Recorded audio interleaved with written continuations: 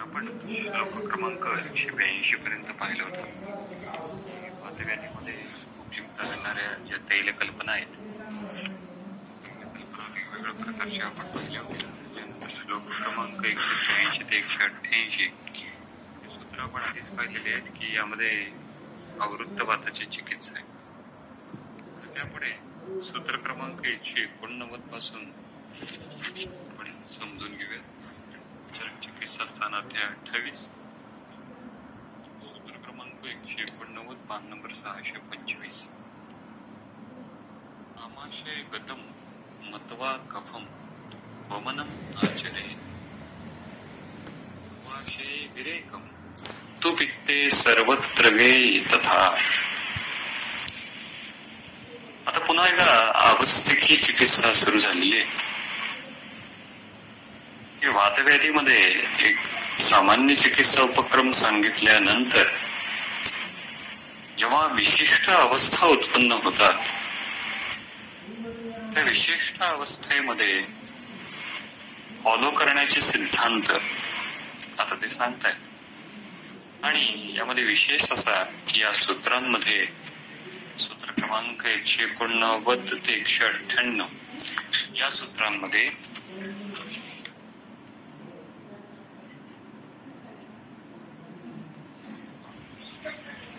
सूत्रांमध्ये या स्थानानुसार चिकित्सेचं वर्णन केलेलं आहे. आता बघा, आमाशय गतम मत्वा कफम. कफम आमाशय गतम मत्वा, एवढं एक सेंटेन्स आहे. कफम आमाशय गतम मत्वा. कफ हा आमाशयात वाढलेला आहे हे जाणून, असं अनुमान काढून, कफम आमाशय गतम, गत, ग म्हणजे जाणे, गत, मत्वा, त्वा हा लबंत अवयव आहे. तसं ज्ञात्वा, कृत्वा, तत्वा, तसं मत्वा, जाणून. कफम आमाशय गतम मत्वा. कफ हा आमाशयामध्ये वाढलेला आहे हे जाणून. आता अशा वेळी काय करायचं? कफम आमाशयम गतम मत्वा वमनम. कफ हा आमाशयामध्ये वाढलेला आहे हे जाणून वमन करायचं. आता याच्या टीकेमध्ये बघा, आमाशय गतम मत्वा कफम ते वातानुबंधी कपस्य एव अयम चिकित्सा. ही वातानुबंधी कपाची चिकित्सा आहे असं चक्रपाणी म्हणतात. आणि अशी अवस्था निरनिराळ्या व्याधींमध्ये उत्पन्न होऊ शकते. आणि जेव्हा निरनिराळ्या व्याधींमध्ये अशी अवस्था निर्माण होईल, कफम आमाशय गतम मत्वा, तेव्हा त्या सर्व व्याधींमध्ये आपल्याला वमन द्यायचं आहे. या ठिकाणी मत्वा असा शब्द आहे. आमाशयात कफ आहे असं मानून, आणि या मत्वा शब्दावर एक खाली पाठभेद दिलेला आहे. पाठभेद काय? दृष्टवा, पाहून किंवा जाणून किंवा आहे असं समजून. पण हे आपल्याला समजणार कसं? ते आपण अनुमान कसं काढणार? क्लिनिकली या कंडिशनचं, आमाशयामध्ये कफ वाढलेला आहे या कंडिशनचं क्लिनिकल पिक्चर आमच्या समोर काय असेल? कारण की ते क्लिनिकल पिक्चर आम्हाला कळलं की त्यानुसार आम्ही अनुमान असं काढू की आमाशयामध्ये कफ वाढलेला आहे. नाहीतर केवळ सिद्धांत म्हणून वाचायला ठीक आहे, आमाशय गतम कफम, आमाशयात कफ वाढलेला असताना वमन द्यावं. पण क्लिनिकली पेशंट मध्ये कशा पद्धतीची लक्षण उत्पन्न झाल्यावर आपण हे अनुमान काढायचं. ही जी अवस्था आहे ती अवस्था आमाशयामध्ये वाढलेल्या कफाची आहे आणि या अवस्थेत आता आम्हाला वमन द्यायचं आहे. So this principle is a very important one. Even though it is quoted in the वातव्याधी चिकित्सा सूत्र, but it is applicable to each and every disease condition. आमाशयगतम कफम मत्वा वमनम. बघा, चरक चिकित्सा स्थानाचा 3रा अध्याय.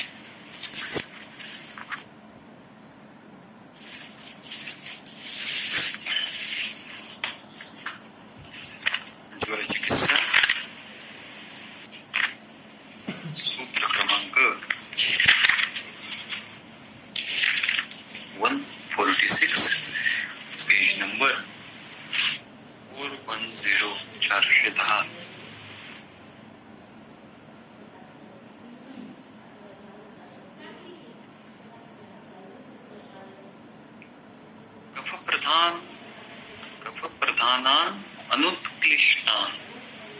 कफप्रधानान् अनुत्क्लिष्टान् दोषान् आमाशय स्थितान् उद्वा ज्वरकरान् काले वम्यानां वमने करे. ज्वरामध्ये वमन कधी करायचं याचं मार्गदर्शन करणार हे सूत्र आहे. कफप्रधानान् उत्क्लिष्टान् दोषान्, कफप्रधान दोषान आमाशय स्थितान उत्क्लिष्टान. आता यामध्ये उत्क्लिष्टांची टीका बघा, 2ऱ्या ओळीमध्ये दिली. उत्क्लिष्टान इति रुल्लास आदिना बहिर्गमनोन्मुखा. उत्क्लिष्ट दोष पाहिजेत. आमाशयामध्ये कफ आहे याचा अर्थ काय? तर याचा अर्थ दोष उत्कृष्ट आहेत. दोष उत्कृष्ट आहेत याचा अर्थ काय? याचा अर्थ आहे की दोष स्वतःहून बाहेर पडण्यासाठी उत्सुक आहे आणि बहिर्गमन उन्मुखा, काही वेगळे जास्त प्रयत्न करावे लागत नाहीयेत. दोषच उत्सुक आहे, दोषच बाहेर येण्यासाठी प्रयत्नशील आहे. अशी अवस्था, आधी अवस्था, छर्दीची अवस्था, मुखस्त्रावाची अवस्था, प्रसेकाची अवस्था, लालास्त्रावाची अवस्था, अशी अवस्था म्हणजे बहिर्गमन उन्मुख. आणि आमाशय स्थितांची काय टीका केली आहे? आमाशय स्थितान इति अनेन सर्व शरीरं परित्यज्य आमाशय गमनं दर्शयति. सर्व शरीरं परित्यज्य. आता शाखेपेक्षा दोष कोष्ठामध्येच आलेले आहेत असं आम्ही समजतो.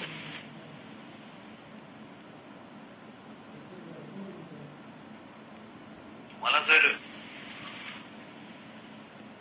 वमन औषधीचं कार्यकारित्व आठवत असेल की वमन औषध पिल्यानंतर शरीरावर त्याचे कशा पद्धतीने बदल घडून येतात, हे चरक सूत्रस्थानाच्या 15व्या अध्यायात जे सांगितलंय ना, पीतवंतम तु खलु येन मुहूर्तम अनुकांक्षे, त्यानंतर मग शरीरामध्ये कशा पद्धतीने हे वामक द्रव्य बदल करतात, तेव्हा हे दोष कोष्ठामध्ये पोहोचले. त्याचं काम तेव्हा काय लक्षण निर्माण होतं, तर तेव्हा देखील आदी लक्षणं निर्माण झाली, तेव्हा दोष कोष्ठामध्ये आले असं आम्ही समजतो. तेव्हा रुल्लास, लालास्त्राव, प्रसेक ही सगळी लक्षणं जी आहेत ती सगळी लक्षणं आमाशयामध्ये वाढलेल्या दोषांची आहेत. आणि ही अवस्था कोणत्याही व्याधीमध्ये जरी निर्माण झाली तर त्यावेळी काय द्या? वमनम. आणि हे वमन कशा पद्धतीचं आहे, तर हे सत्यवमन असणारे, हे स्नेहन स्वेदन पूर्वक केलेलं वमन असणार नाहीये, कारण ही अवस्थिक चिकित्सा आहे. त्या व्याधीमध्ये निर्माण झालेल्या त्या स्पेसिफिक अवस्थेची चिकित्सा. ही कदाचित प्रधान संप्राप्ती नष्ट करणारी चिकित्सा नसेल, पण ही आत्ताची अवस्था घेऊन रुग्ण आमच्या पुढे आलेला आहे, त्या अवस्थेची चिकित्सा म्हणून आम्हाला आमाशयामध्ये कफ वाढलेला आहे असं निदान करून त्याची चिकित्सा वमन आणि त्याचाच अर्थ सत्य वमन अशी करायची. म्हणजे मूळ विषय असा आहे की वातव्याधीमध्ये मी सत्यवमन कधी करायचं, तर वातव्याधीमध्ये सत्यवमन आमाशय गतम कफम पतवा अशी अवस्था पाहून करायचं.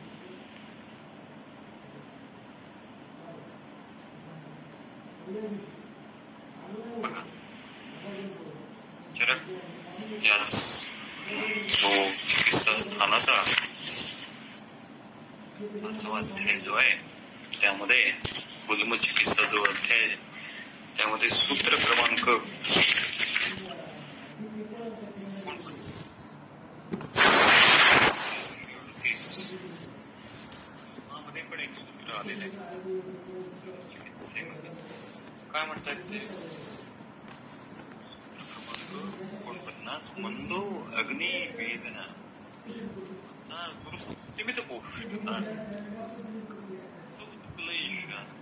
चारुचिर्यस्य स गुल्मी वमनोपकार.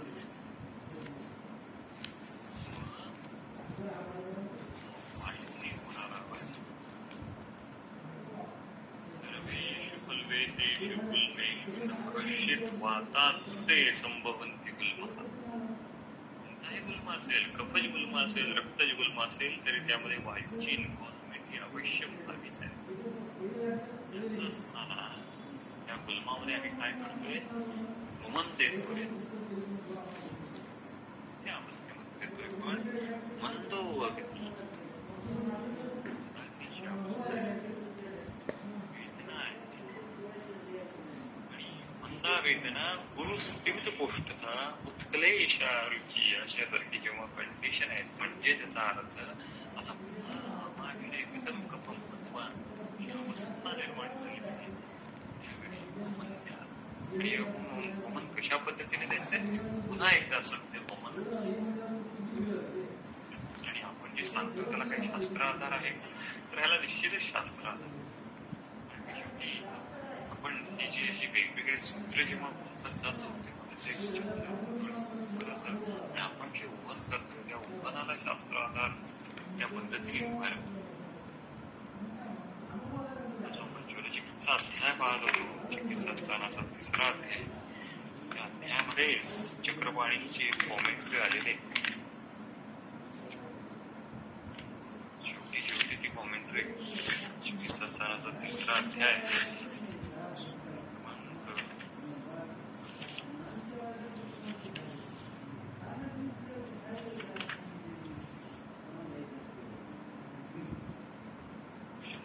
चिकित्सेमध्ये आलेलं ते सूत्र आहे. पान नंबर 425, सूत्र क्रमांक 300. विवेद ज्वरागमे युक्त्या स्नेह स्वेद उपपादिताः सर्वेषु मात्रा पित्वामाचरते. असं ते सूत्र आहे. ह्याची टीका बघा. ते ओळे बघा, चक्रपाणीची टीका म्हणून एक साधारण 9-10 ओळ असेल. वमनादया तु इह प्रकोपदिने क्रियमाणः प्रपितस्य दोषस्य पोष्टमागतस्य सम्यक् सत्योऽह भवन्ति इति क्रियन्ते इति ज्ञेय. सत्योऽह हे सत्यवमन आहे. ते तुम्हाला इन्स्टंट द्यायचं. त्यासाठी तुम्ही पाहून घेऊन तुमच्या ओपीडी तयार करून ठेवा. असेल तर ते प्रिपेअर ठेवा. पण ही अवस्था घेऊन रुग्ण तुमच्याकडे येणार आहे. जेव्हा तुम्ही चिकित्सा करत असताना ही अवस्था निर्माण होत जाते. चिकित्सा आम्ही वेगळीच करतोय, कुष्ठाची करतोय, शमन योग देतोय. त्यामध्येच ही अवस्था घेऊन रुग्ण आला तरी सुद्धा आम्हाला हे प्रिन्सिपल चिकित्सा स्थानाचा 15वा अध्याय ग्रहणी दोष चिकित्सा. त्यामध्ये सूत्र क्रमांक 73-74. गृहणीयम आश्रितम दोषम विदग्ध आहार मूर्छितम सविष्ठंब प्रसेकारती विदाहरचि गौरवै अमालिकागत दृष्ट्वा सुखोष्णेन अंबुना उद्धरे फलानां वा कषायेण पिप्प पित्तफली सर्षपैः स्तथा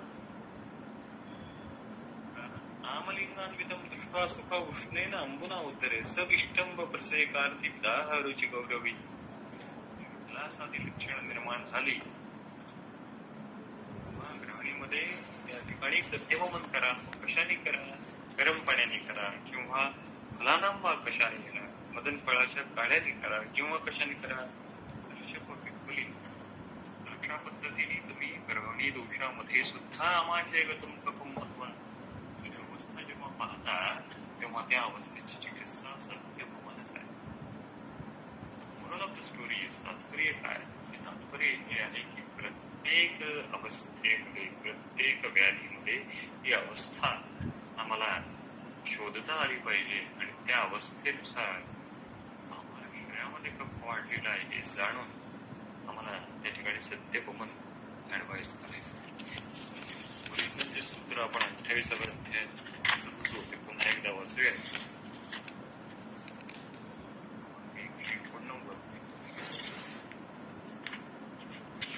आमाशय गतम मत्वा कफम वमनम आचरेत पक्वाशे विरेक पक्वाशे विरेकम.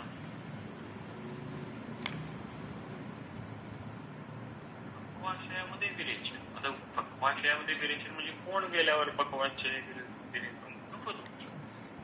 कफदोष पक्वाशयात गेल्यानंतर काय करायचं? विरेकम. या ठिकाणी कफदोष जो आहे वायुशा स्थानामध्ये गेले. आता आपण जे म्हणतोय त्याला आधार आहे का? तर त्याला चक्रपाणींचा आधार आहे. बघा टीका काय म्हणतात दुसरी ओळ, पक्वाशे विरेकम तू इति अत्र कफे इति अनुवर्तते. हे जे आहे आमाशय आणि पक्वाशय या दोन्ही ठिकाणी कफ गेलेला आहे अशा त्या दोन कंडिशन आहेत. चक्रपाणींचं सुद्धा म्हणणं आहे आमाशयामध्ये कफ गेला तर काय करायचं आणि दुसरी अवस्था पक्वाशयामध्ये कफ वाढला तर काय करायचं. पक्वाशय विरेक, पक्वाशयामध्ये कफ जेव्हा वाढतो तेव्हा विरेचन द्या असं ते म्हणतात. आता या ठिकाणी कफ दोष जो आहे तो वायूच्या स्थानामध्ये तेही स्थान पक्वाशय त्या ठिकाणी वाढलेला आहे. त्यामुळे ही जी ओरिजिनल पॅथॉलॉजी असणार आहे पक्वाशय गताची ती ऍक्च्युली वायू डॉमिनन्सची असणार. म्हणून वायूला सेंट्रिक ठेवून त्या ठिकाणी चिकित्सा प्लॅन करणं आवश्यक आहे आणि वायूची प्रधान चिकित्सा ही अनुलोमन असल्यामुळे त्या ठिकाणी विरेचन सांगितलं आहे. आणि कफदोष कफानुबंधी असल्यामुळे त्या ठिकाणी स्नेह विरेचनाच्या ऐवजी वृक्ष विरेचन देणं.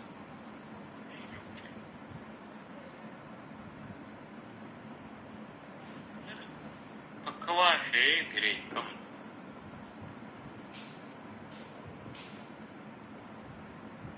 आणि पुढे ते सर्वत्र गे तथा ते सर्वत्र गे तथा तू विरेकम.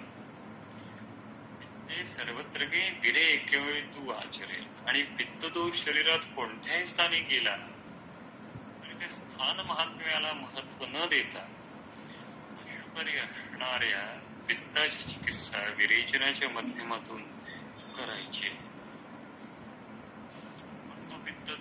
हस्तपादाच्या ठिकाणी दाह करत असे, तो पित्त शिरशूल उत्पन्न करत असे, तो मायलायटिस सारखी कंडिशन निर्माण करत असे, ड्युडेनायटिस सारखी कंडिशन निर्माण करत असेल, आणखीन कोणती जरी कंडिशन निर्माण करत असेल, या सर्व कंडिशन मध्ये पित्तम तू सर्वत्र के बघा.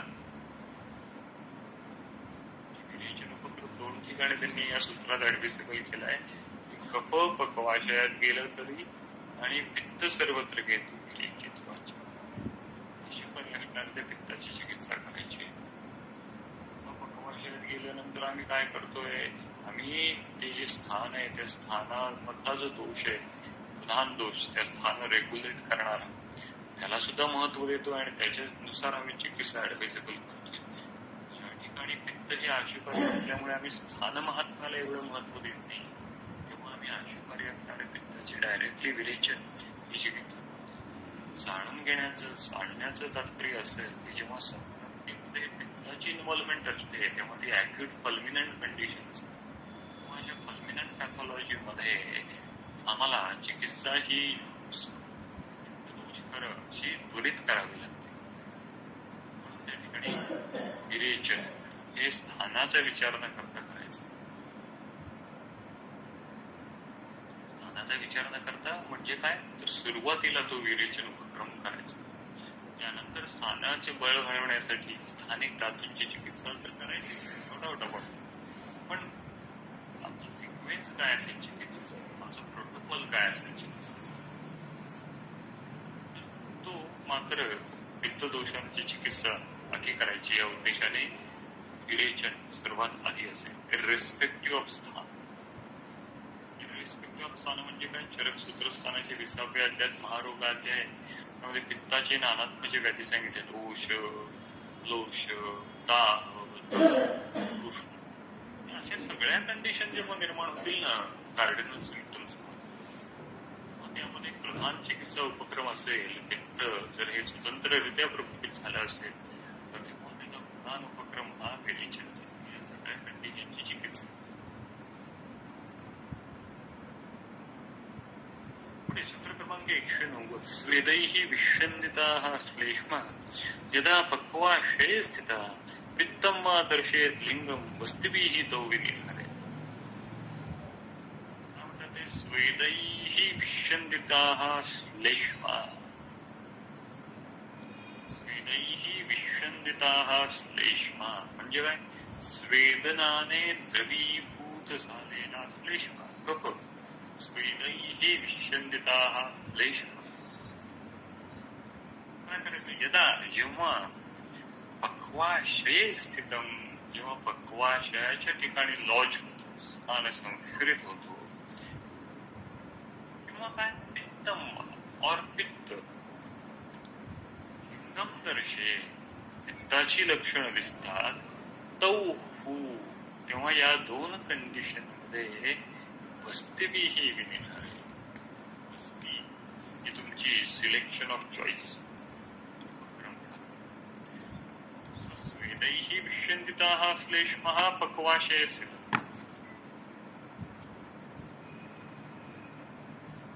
या ठिकाणी पक्वाशयाच्या ठिकाणी येणाऱ्या कफाचं स्वरूप स्पष्ट केलंय. हा कफ कसा आहे, आता द्रवीभूत झालेला आहे, हा लिक्विफाय झालेला श्लेष्मा. आणि हे त्याचं मॉलिक्युलर ट्रान्सफॉर्मेशन, हा फिजिकल बदल त्या श्लेष्म्याच्या संघटनामध्ये कशामुळे झाला तर तो स्वेदैही स्वेदनामुळे. स्वेदन ही चिकित्सा आहे. त्यामुळे हा चिकित्सा उपक्रम असताना हा स्वेदन आम्ही आमच्या रुग्णाला देतोय.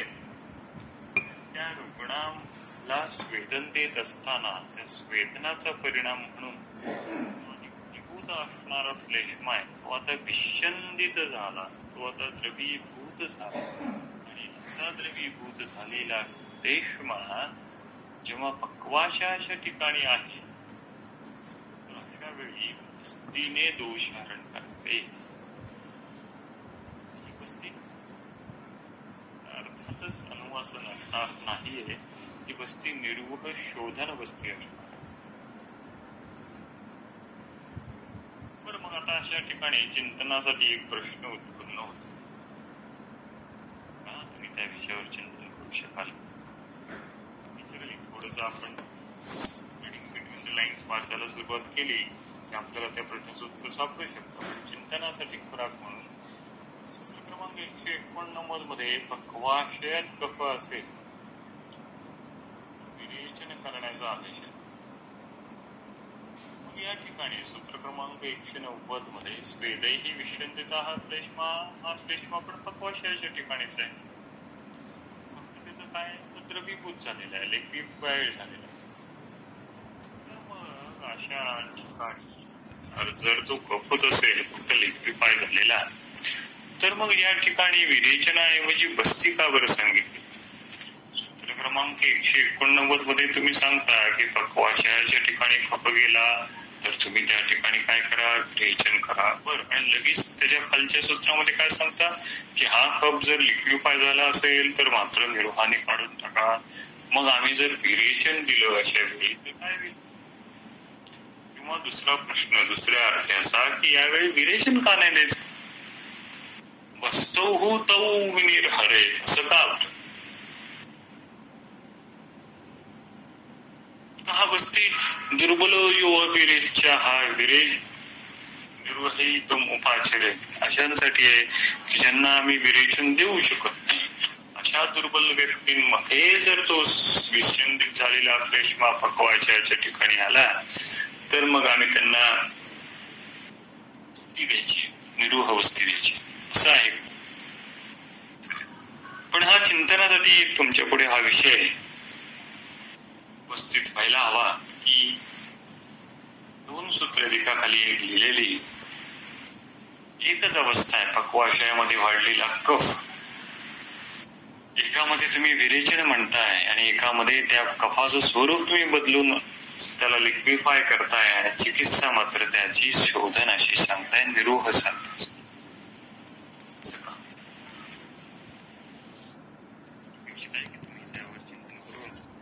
काहीतरी हायपोथेसिस मांडा. पुढे जाऊया. सूत्र क्रमांक 191-192. श्लेष्मणा अनुगतम वातम उष्णैः गोमूत्र संयुतैः निरुवहि पित्त संसृष्टम निरहरे क्षीर संयुतैः मधुरौषध सिद्धैः तैलैः तम अनुवासयेत्. काय सांगितलं? श्लेष्मणानुगतम वातम, श्लेष्म्याबरोबर जेव्हा वायूचा अनुबंध असतो, अनुगतम साहचर्य अनुबंध असतो. श्लेष्मणा अनुगतम च्या पाठीमागे जाणे. श्लेष्मणा अनुगतम वातम तेव्हा काय करायचं? उष्णैः गोमूत्रयुतैः, उष्ण असं गोमूत्रयुक्ताने काय करायचं? निरोहच द्यायचं आहे. पित्त संसृष्टम जेव्हा पित्ता बरोबर संसृष्ट असतो श्लेष्मा तेव्हा काय करायचं? क्षीर संयुतैः निरुहैः निरहरे. आपण निरुहच द्यायचा आहे तुम्हाला, पण तो क्षीर संयुतैः अशा पद्धतीने द्यायचा आहे. त्या रोगाला मधुर औषध सिद्धैश्च तैलम अनुवासय, आणि त्याबरोबर मधुर औषधाने सिद्ध केलेल्या तैलाचा अनुवासन सुद्धा द्यायचा आहे. अशा पद्धतीने या ठिकाणी एक विशेष चिकित्सा उपक्रम सांगितलाय जो आपण फॉलो करतोच. पुढे सूत्र क्रमांक 193 मध्ये शिरोगते तु सकफे धुमनस्य अधिकारे, सकफे शिरोगते धुमनस्य अधिकारे ही काय? शिरप्रदेशामध्ये जेव्हा कफ वाढतो तेव्हा त्या ठिकाणी धूम आणि नस्य द्यायला सांगितलंय. ही नवप्रतिशायाची चिकित्सा आहे. धूमपान देणं आणि नस्य करणं. शिरोगत कफ जेव्हा जेव्हा वाढतो मग तो स्पेस ऑक्युपाईंग लिजन म्हणून वाढला असेल, लायोमा म्हणून वाढला असेल, आणखीन काय वेगळे कंडिशन घेऊन वाढला असेल, अगदी साधारण दिसणारी जी प्रतिशयाची अवस्था आहे त्या अवस्थेत सगळ्या अवस्थेमध्ये आम्हाला धूमनस्यादी कार्य उपक्रम करायचे. मग ते धूम कोणते कोणते आहेत ते आपण पुढे क्लिक पाहिजे. ते नस्य कोणत्या कोणत्या प्रकारचे देऊ शकतो अवस्थेनुसार हे पण आपण पाहिलं पाहिजे. त्याचंही संकलन आपण केलं पाहिजे त्या योगाचं, त्या कल्पांचं. सूत्र क्रमांक 193 मध्ये वृते पित्ते कफे याः स्यात् पुरस्त्रोतो अनुगो अनिलः सशेषः स्यात् क्रिया तत्र कार्या केवल वातिकी. काय म्हणतात? पित्ते कफे वृते पुरस्त्रोतो अनुगः या अनिलः सशेषः स्यात् तत्र केवल वातिकी क्रिया कार्य स्यात्. म्हणजे पित्त कफे ऋते, पित्त आणि कफ ऋते म्हणजे काढून टाकले अशा वेळी उरस्त्रोतो अनुगाह या अनिला. आणि आता उरक प्रदेशामध्ये केवळ वायूचा अनुबंध राहिला आहे, तर काय करायचं? सशेष असत केवळ वायूचा अनुबंध राहिला असेल तर ते तर केवळ वातिकी क्रिया कार्य असेल.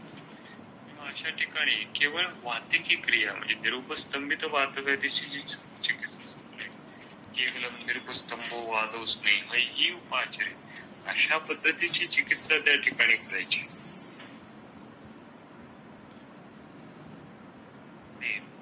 शोणितेन आवृते कुर्यात वात शोणितकी क्रिया. शोणितेन आवृते रक्ताने वायूचा मार्ग अवरोधित केल्यानंतर वात शोणितकी क्रिया असतात. वात शोणितकी क्रिया करायची. रक्तावृत वायू आणि वात रक्त या दशा पाहायला गेल्या तर थोड्याशा सुपरलेटिव्ह डिग्रीच्या परिभाषेतल्या टर्मिनॉलॉजी आहेत. रक्तावृत वायू आधीची अवस्था आणि त्याची परिणती नंतरचे ऍडव्हान्स्ड स्टेज म्हणून वातशोणितची अवस्था निर्माण होणार आहे. ती कशा पद्धतीने होणार आहे ते पुढच्या अध्यायात आपण वाचूया.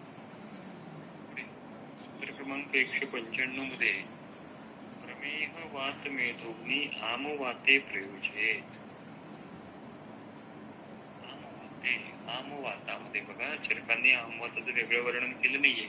मातव्याधीमध्ये त्या अवस्थेचं वर्णन केलंय. आम वाते प्रमेह वात मेधोग्नी प्रयोजेत. वातामध्ये प्रमेह वात मेधोग्नी अशी चिकित्सा करायची. आता चरकाच्या दृष्टीने आमवात ही वातव्याधी असल्याने त्यांनी त्याचं वेगळं असं वर्णन केलेलं नाहीये. पुढे स्वेदाभ्यंग रस क्षीर स्नेहा मांसावृते हिता. मांसावृत वायूमध्ये स्वेद अभ्यंग रस क्षीर स्नेहा हिता अशा पद्धतीची चिकित्सा करायची. महास्नेहो अस्थिमज्जस्थे. अस्थिमज्जावृत वायूमध्ये महास्नेह बघा सुपरलेटिव्ह स्नेहाची डिग्री जी आहे स्नेह या ठिकाणी वापरायचा आहे. आणि रेतसावृते पूर्ववत. रेतसावृते शुक्रावृत वायूमध्ये पूर्ववत म्हणजे पूर्वोक्त जी चिकित्सा सांगितलेली आहे. म्हणजे सूत्र क्रमांक याचा अध्यायामध्ये सूत्र क्रमांक 94 जे आहे विबद्ध मार्गम दृष्ट्वा वा शुक्रम दद्यात विरेचन चिकित्सा पण या ठिकाणी शुक्रावृत वायूमध्ये ऍप्लिकेबल आहे. पुढे उल्लेख अनावृत वायूमध्ये उल्लेख म्हणजे वमन पाचनम दीपनम अशा पद्धतीची चिकित्सा करायची. मूत्रलाने तू मूत्रेण स्वेदः उत्तर बसतया. हा मूत्रावृत वायूमध्ये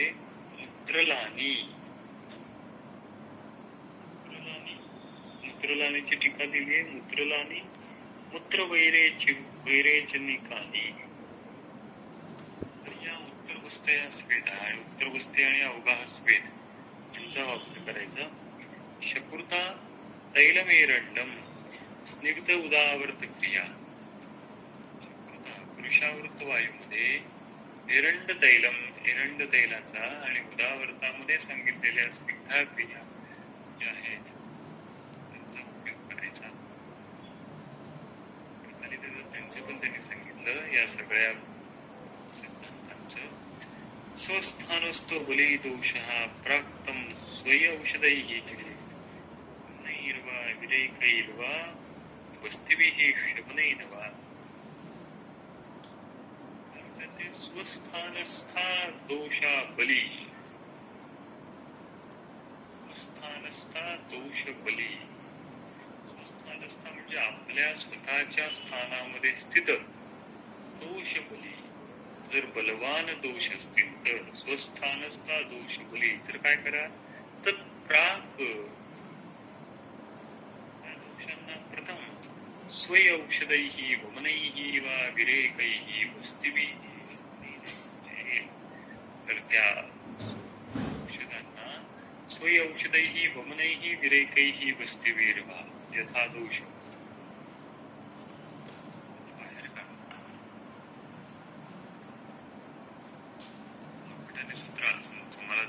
असेल तर सूत्रसाराच्या भागवताच्या 13व्या अध्यायात सूत्र आले. तत्र अन्य स्थान संस्थेषु अबलेषु दोषेषु तदीयां कुर्यात् चिकित्सा. स्थानामध्ये गेलेल्या अबल दोषांची चिकित्सा म्हणजे त्या स्थानाची चिकित्सा. या ठिकाणी दोषांना या ठिकाणी प्रायोरिटी देऊ नये. या आमाशयात वाद असेल, आमाशयात वाद वाढला असेल तर आमाशयाची चिकित्सा आधी करावी.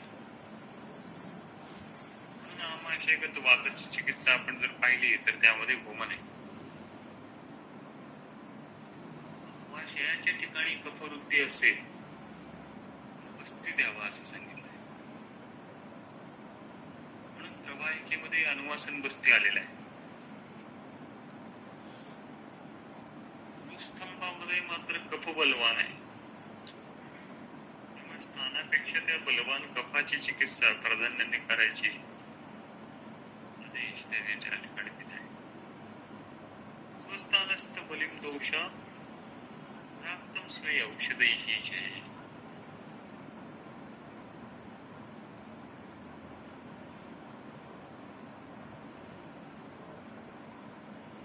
त्यामुळे दोष जे आहेत ते एकाच वेळी शरीरात वेगवेगळ्या ठिकाणी स्थान संश्रय करू शकतात. आणि जर अन्य स्थानामध्ये गेलेले दोष हे जर बलवान असतील तर त्या बलवान दोषांची आधी चिकित्सा करा. आणि जर ते दोष बलवान नसतील तर त्या स्थानाची चिकित्सा, त्या स्थानामध्ये राहणाऱ्या दोषाची चिकित्सा आधी करा. तर हे सूत्र महत्वाचं आहे जे आपण इतर ठिकाणी सुद्धा ऍप्लिकेबल करतो. आता त्यानंतर जे येतं ते आवरणाचं वर्णन येतं जे आपण आधीच वाचलेलं आहे. एवढी सूत्र आहे 236 पासून पुढे ते आपण सूत्र क्रमांक 236 जर वर्णाची उपेक्षा केली तर काय होतं. रुद्रोग विद्रदी प्लिहा गुलमो अतिसारी तेषाम आवृत्तानाम उपेक्षणा. आवृत्तानाम उपेक्षणात आवृत्ताची जर उपेक्षा केली, आता आवृत्ताची उपेक्षा रुग्ण करू शकतो किंवा वैद्याला ते आवरण जर समजलं नाही तर आवृत्तानात उपेक्षणा रुद्रोग विद्रती प्लिहा गुलमहा अतिसार एवच उपद्रवा. अशा पद्धतीने उपद्रव निर्माण होतात. अर्थात हे जे रुद्रोगादी उपद्रव सांगितलेले आहेत ते लक्षण मात्र हे आपल्याला समजण्यासाठी उदाहरण मात्र आहेत.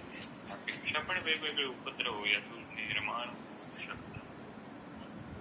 रोग विद्रती प्लिहा गुलमो अतिसार हे उपलक्षण मात्र आपण उपद्रव आहेत असं समजून घ्यायचं.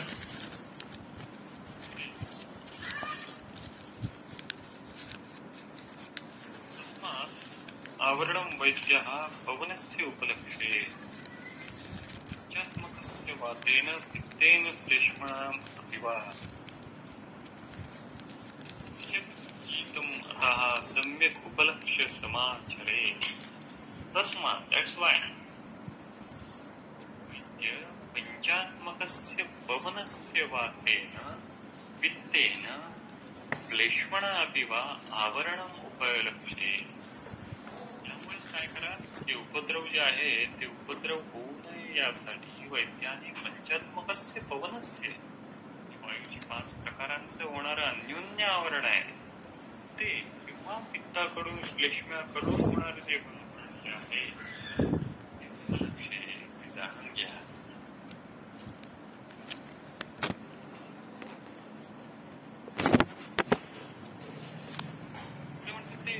विशक्षितम् अथा सम्यक् उपलक्ष्य समाचरेत् अनभिषन्दिभिः स्निग्धैः स्रोतसांशुद्धिकारकैः. सम्यक उपलक्ष्य म्हणजे जाणून घेतल्यानंतर अनभिषन्दिभिः स्निग्धैः स्रोतसांशुद्धिकारकैः विशक्षितम् समाचरेत्. अनभिषन्दी अशा स्निग्ध स्रोतशुद्धिकारक चिकित्सेने त्या अवस्थेची चिकित्सा करा असं ते म्हणताय. सूत्र क्रमांक 239 कफपित्ता विरुद्धम यच्च वातानुलोमनम सर्व सर्वस्थानावृत्ते अपि आशु तत्कार्ये मारुते हितम्. मारुते सर्वस्थाने आवृत्ते अपि. किती क्रिटिकल कंडिशन असेल. मारुते सर्वस्थाने आवृत्ते अपि. वायू हा सर्व ठिकाणी आवृत्त झालाय अशा अवस्थेमध्ये याच कफपित्त महाविरुद्ध. कफ आणि पित्ताला विरोधी होणार नाही अशी अवस्था. आणि याचे वातानुलोमन म्हणजे हे पण जरासं ट्रिकी आहे. तारेवरची कसरत आहे की कफपित्त वाढतात पण नाहीये, मात्र वातानुलोमन करणारी अशी चिकित्सा आहे. अशी चिकित्सा जी आहे ते हितमच तथा आशु कार्य आणि ती त्वरेने करणं अपेक्षित आहे जेव्हा मारुते सर्वस्थाने आवृत्ते आली.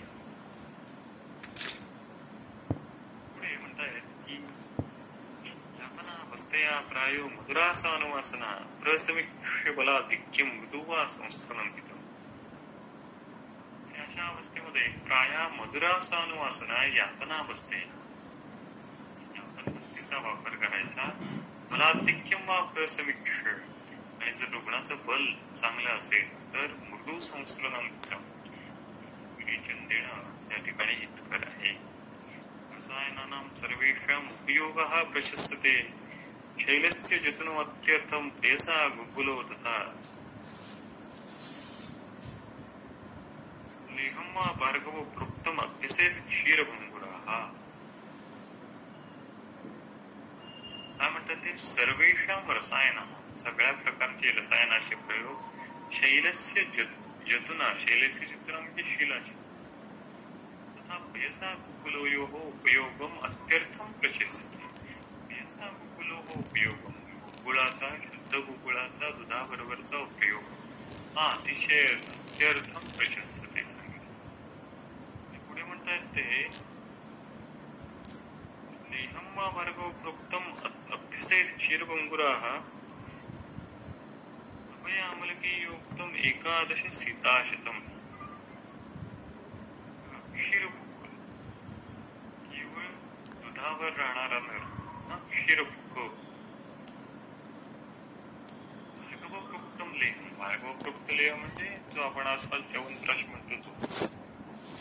अभयामलकी उत्तम किंवा अभयामलकीय रसायन पादामध्ये सांगितलेल्या अध्यायामध्ये एकादश सीताशतम.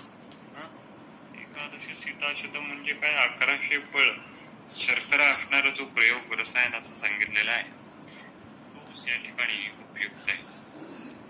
त्याचं पण इंटेलिजन्स रुग्ण करू शकतो रसायनासाठी.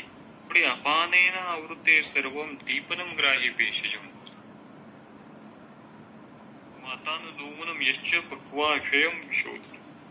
अपानेन आवृत्ते अपानाने आवृत्त केल्यानंतर दीपनग्राही वातानुलोमन पक्वाशय विशोधन करणारे जे भेषजम सर्व हे सगळ्या प्रकारचं भेषज असावं. म्हणजेच अपानावृत्ताची चिकित्सा दीपनग्राही वातानुलोमन करणारी असावी असं त्यांचा संदेश आहे. पुढे सूत्र क्रमांक 244 मध्ये इथे संक्षेप्तः प्रोक्तम आवृत्तानां चिकित्सितम प्राणादीनां विषक कुर्यात् वितर्क्यं स्वयमेव तत्. इथे आवृत्तानां प्राणादीनां चिकित्सितम ही आवृत्ताची जी चिकित्सा आहे ती संक्षेप्तः प्रोक्तम संक्षेप्तः सांगितली. विषक स्वयमेव वितर्क्य तत् कुर्यात्. ज्याने स्वयमेव वितर्क्य according to his logical thinking, his rational thinking, his interpretation,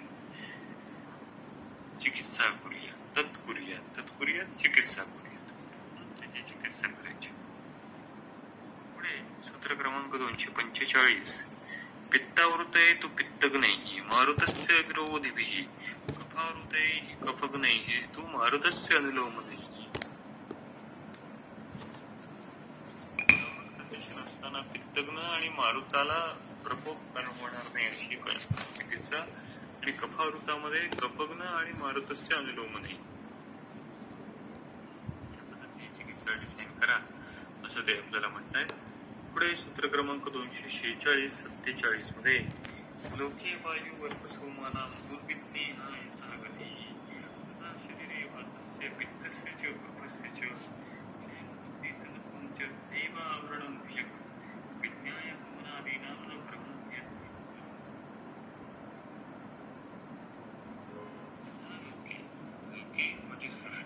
त्याप्रमाणे सृष्टी होते. वायू, सूर्य आणि सोमानाम गती दुर्विज्ञेय. Unable to understand, so we are not unable to understand the you can say the regulatory mechanism of the vayu, arga and the so on. तथा शरीर तस्य कपस्य च गती. त्याच्याकडे शब्द एक नाहीये, तो अन्वयाला आपल्याला ऍड करून घ्यायचा. दुर्विज्ञेय, दुर्विज्ञेय शब्द वर पण ऍप्लिकेबल आहे, खाली पण आहे.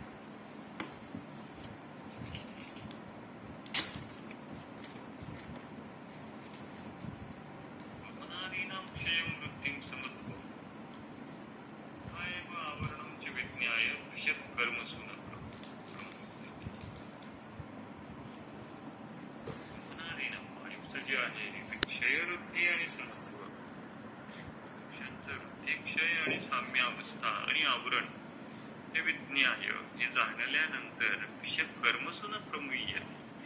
चिकित्से संदर्भात वैद्याला कन्फ्युज होते. तिचा अर्थ आहे कन्फ्युज.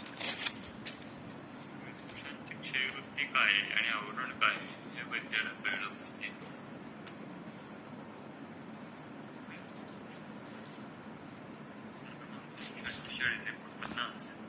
तत्र श्लोको पंचात्मनाः स्थानवशात् शरीरे स्थानानि कर्मणि च देहधातुः हेतुपितस्य रोगान् स्थानेषु च अन्येषु वृत्तो अभूतस्य. प्राणीश्वरः प्राणभूतां करोति क्रिया च तेषामखिला निरुक्ता तां देशसात्म्यऋतुबलान्यावेक्ष्य प्रयोजे शास्त्रमतानुसारी. पंचात्मना स्थानवशात शरीरे, स्थानवशात म्हणजे स्थानानुसार. पंचात्मना हा देहधातू. पंचात्मना हा देहधातू म्हणजे काय? 5 स्वरूप असणाऱ्या देहधारक वायूचे शरीरे स्थानानी. वायू हा एकच आहे, पण स्थानानुसार तो वायू 5 स्वरूप असणारा असा असतो. आणि अशा 5 स्वरूप असणाऱ्या वायूचे आम्ही काय सांगितलं? शरीरे स्थानानी, शरीरामध्ये स्थान, कर्माणी त्याची कर्म, प्रकोप हेतू त्याचा प्रकोप हेतू काय? त्याचबरोबर कुपितश वृत्तावृत्तश्च, वृत्त आणि अनावृत्त होऊन स्थानेषु अन्येषु प्राणभूतां रोगान् करोति. वायू आहे हा कुपित किंवा अनावृत्त होऊन त्याच्या स्थानामध्ये किंवा अन्य स्थानामध्ये निर्मिती करतो. तेषां अखिला क्रियाच निरुक्ता शास्त्रमतानुसारी. प्राणेश्वर देशसात्म्य ऋतुबलानि अवेक्ष्य तां प्रयुज्ये. काय सांगितलं? तेषां अखिला क्रियाच निरुक्ता शास्त्रमतानुसारी. शास्त्रमतानुसारी हे महत्वाचं विशेषण आहे. हे शास्त्रमतानुसारी हे वैद्याचं ऍडजेक्टिव्ह आहे.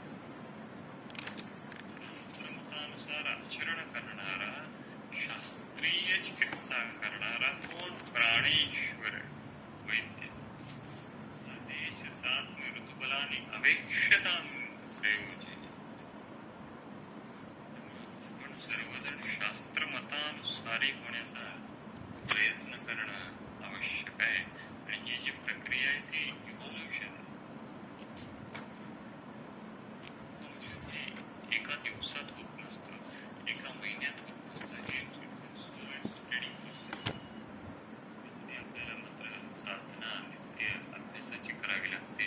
त्यासाठी पुन्हा पुन्हा संहितेचं अध्ययन आपल्याला करावं लागतं. तेव्हा आपण शास्त्रमतानुसारी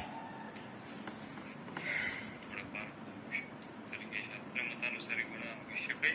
नित्य अग्निवेश कृते तंत्रे चरक प्रति संस्कृते अप्राप्ते दृढबल संपूरिते. म्हणजे अग्निवेशांचा हा अध्याय जो पूर्ण नव्हता आणि तो दृढबलाने पूर्ण केला. दृढबल संपूर्ण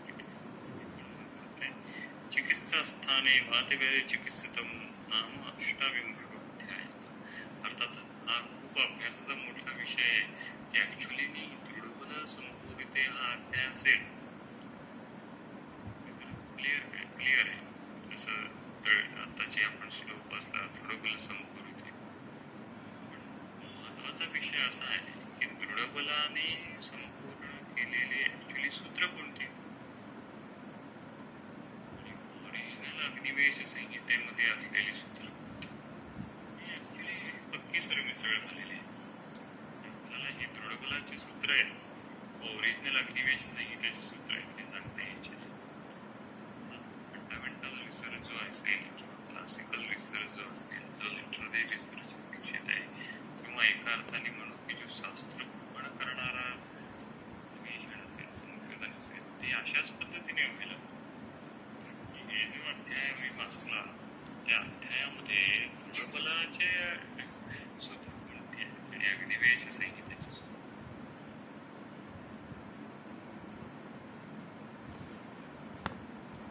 आपल्याला आता सध्याच्या या स्टेजला तर वेगळी काढता येत नाही, तर बघू त्या अनुषंगाने काही संशोधन जर आपण करू शकलो तर भविष्यामध्ये ती पण शास्त्र ग्रहण करणारी एक मोठी स्टेप ठरेल.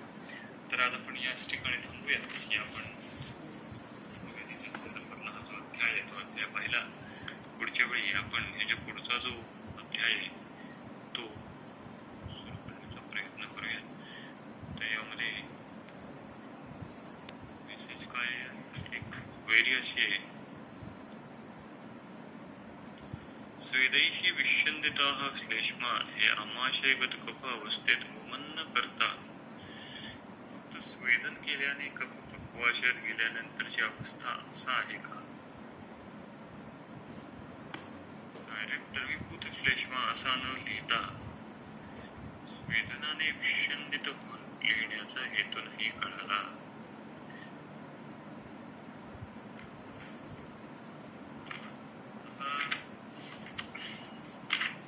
म्हणजे म्हणण्याचा अर्थ असा आहे की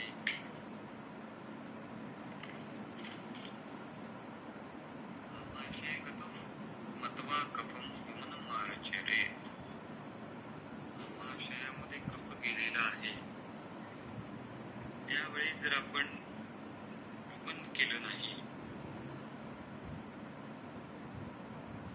तर तो खाली पक्वाशयात जाईल आणि मग त्या ठिकाणी ती चिकित्सा करायची आहे. तर थोडस असं मला असं वाटतं की क्रमांक 189 चे आहे आणि सूत्र क्रमांक 190 चे आहे, त्या वेगवेगळ्या अवस्था म्हणून जर आपण पाहिल्या तर त्या आणखीन चांगल्या पद्धतीने आपण समजून घेऊ शकतो. कारण आमाशयगत मत्वा कफम वमनम आचरेत नो डाऊट अबाउट इट, पण लॉजिकली थिंकिंग जर आपण वमन दिलं नाही वेळी तर तो प्रत्येक वेळी कफ पक्वाशयामध्ये जाईल आणि स्वेदन त्या ठिकाणी स्वेदही विश्यंदिता हा शब्द वापरलेला आहे. तर अशा वेळी स्वेदही विश्यंदितून कशा पद्धतीने निर्माण होईल याचा अर्थ घेण्याचा विषय असा आहे की स्वेदही विश्यंदिता हे श्लेष्म्याची विशेषण या ठिकाणी का बरं?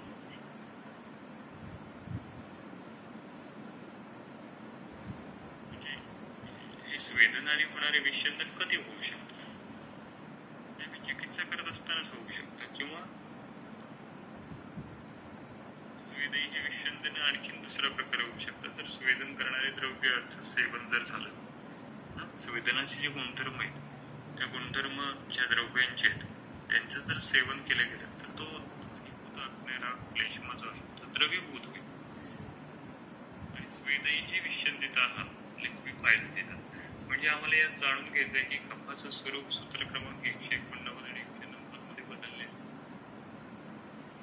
आमाशयामध्ये असलेला श्लेष्मा त्याचं संघटन वेगळं आहे आणि या ठिकाणी सूत्र क्रमांक 190 मध्ये असलेला श्लेष्मा जो आहे विश्यंदित झालेला आहे. स्वरूप बदललेलं आहे आणि स्वरूप बदललेलं असल्यामुळेच त्या ठिकाणी सिद्धांत जो आहे बदललेला आहे. आता या ठिकाणी हा जो ओरिजिनल प्रश्न या ठिकाणी विचारलेला की विश्यंदन का लिहिलं, हे पण थोडस चिंतन करण्यासारखा विषय आहे. की विश्चंदन त्यांनी का दिलं? असं असू शकतं का की बऱ्याच पेशंट्सनी स्वेदन याचं प्रमाण पर्सेंटेज जास्त असणार आहे आणि स्वेदन हे प्रत्येक व्याधीमध्ये केलेलं असल्यामुळे स्वेदन आणि विश्चंदित आत्म्याला चष्मा हवाच्या जाऊन काय अवस्था निर्माण होत. आता जसं या अवस्थेचं पण चिंतन आपण वरच्या अवस्थेसारखं करणं अपेक्षित आहे की जसं आपण म्हणतो की आमाशयात कफ वाढलाय म्हणजे ते आम्ही कसं जाणायचं झाला स्त्राव हे लक्षण पण अवाशयात श्लेष्मा वाढलाय ही अवस्था आम्ही कशी जाणायची? त्याची डायरेक्ट रेफरन्सेस आम्हाला नाही मिळत की अवाशयात श्लेष्मा वाढलाय तर असं करा तसं करा असं करा आणि ही अवस्था इतर सगळ्या व्याधींमध्ये येतेच असं नाही. स्पेसिफिक अवस्था अवाशयात श्लेष्मा वाढणं तुलनेने खूप कॉमन असतं. अवाशयात श्लेष्मा वाढणं तुलनेने कमी अवस्था आहे त्यामुळे ते जाणून घेणं पण फार तसं आवडतं. याविषयी चिंतन अपेक्षित आहे आणि जसं मी मग अशी म्हटलं की कर्म पण वेगवेगळे सांगितले.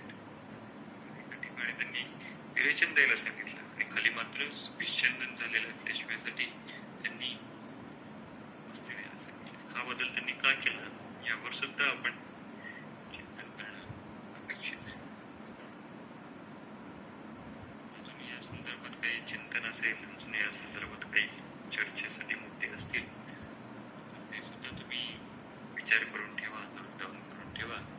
पुढच्या वेळी जेव्हा आपल्याला संधी भेटेल तेव्हा त्यांना सुद्धा आपण स्पर्श करण्याचा प्रयत्न करू.